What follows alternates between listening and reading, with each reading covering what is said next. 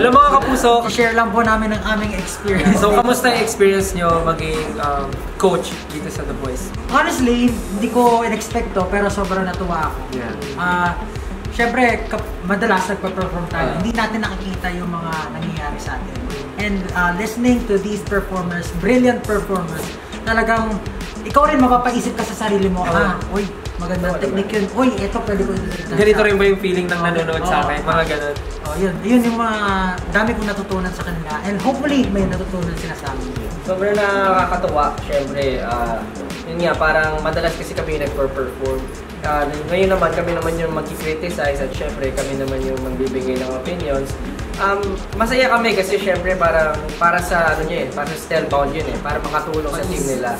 And sana lahat yun, lahat ng kinoment namin ay syempre make sense or na makatulong sa kanila, hindi makagulo. Yun lang naman.